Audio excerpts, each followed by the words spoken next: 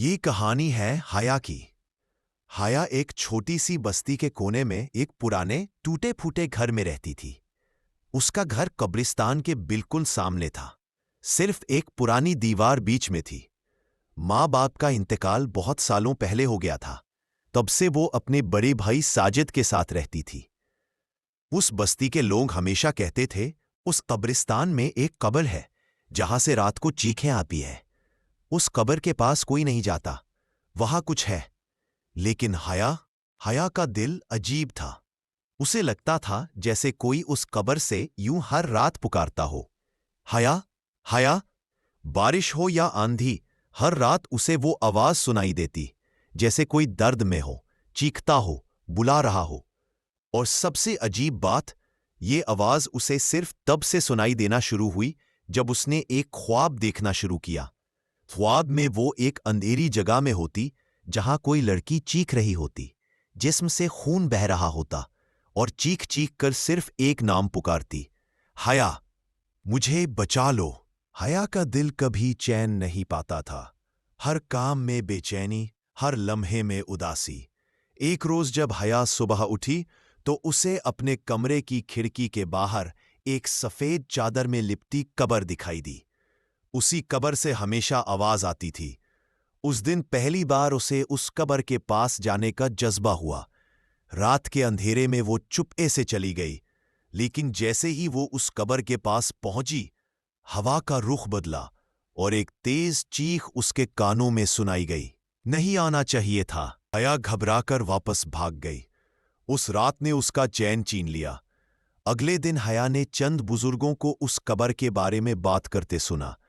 वो कब्र शाइस्ता की है, वो लड़की जो किसी दिन अचानक गायब हो गई थी। उसके साथ कुछ बुरा हुआ था। लोग कहते हैं उसने मौत से पहले चीख चीख कर मदद मांगी थी, लेकिन आज तक उसके कत्ल का राज नहीं खुला। हया सुन के हिल गई। शाइस्ता, उसकी बचपन की दोस्त, जो अचानक कई साल पहले गायब हो गई थी। उस रात हया ने फिर वही ख्वाब देखा। इस बार शाइस्ता ने चीख कर कहा, हया, मेरा खून तेरे घर में बहा था। दर्द से परेशान होकर हया एक पुराने पीर के पास गई। पीर बाबा ने उसे घंटी दी और कहा, इस कब्र के पास रात को जाके घंटी बजाना, अगर कुछ छुपा है तो सामने आएगा। रात को हया ने जाके घंटी बजाई। अचानक मिट्टी हिलने लगी। उस कब्र से एक पतली सी लाश का जिस्म निकलकर जमीन पर आ गया। लाश ने आंख खोलकर कहा, तेरे भाई ने मुझे मारा। हया बेहाल हो गई, लेकिन उसे यकीन नहीं आया। उसके बाद वो पीर बाबा के पास गई। फिर पीर बाबा ने कहा, तुझे तेरे घर के किसी कमरे में ये राज मिलेगा। कुछ दिन गुजर गए। एक दिन हया अपने भाई के पुराने सामान में कुछ ढूंढ रही थी तो उसे एक छोटी सी डायरी मिली, शाइस्ता की लिखी हुई। उस डायरी पर खून के निशान थे। शाइस्ता की आखिरी एंट्री थी, आज मैं हया के घर जा रही हूं, वो घर पे नहीं होगी। उसका भाई कुछ अजीब है, मुझे उसकी आंखों से डर लगता है। हया ने डायरी जोर से बंद की। उसका दम घुटने लगा। आंसुओं में डूबती हुई वो चीखी, मेरे घर में उसका कत्ल, मेरे भाई ने। उस रात हया ने फिर वही ख्वाब देखा, मगर इस बार ज्यादा साफ। शाइस्ता चीख रही थी।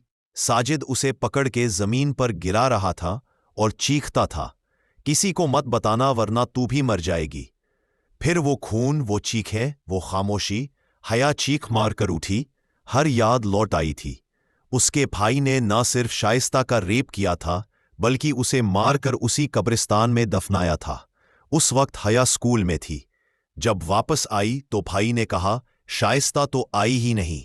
हया ने पुलिस को वो डायरी दी जो उसके भाई के सामान से मिली थी, जो उसके भाई ने हया को मारने के बाद अपने पास छुपा ली थी, उसके बाकी सामान के साथ। साजिद ने जब सबूत देखा तो भाग गया, मगर कुछ दिनों बाद उसे गिरफ्तार कर लिया गया। कब्रिस्तान की वो कब्र फिर कभी चीखी नहीं। एक रात हया फिर उस कब्र के पास गई। शाइस्ता की रूह हवा में उतरी, मुस्कुराई, शुक्रिया हया, तूने मुझे आवाज दी, तूने मुझे इंसाफ दिया। और फिर वो रोशनी बनकर आसमान में खो गई।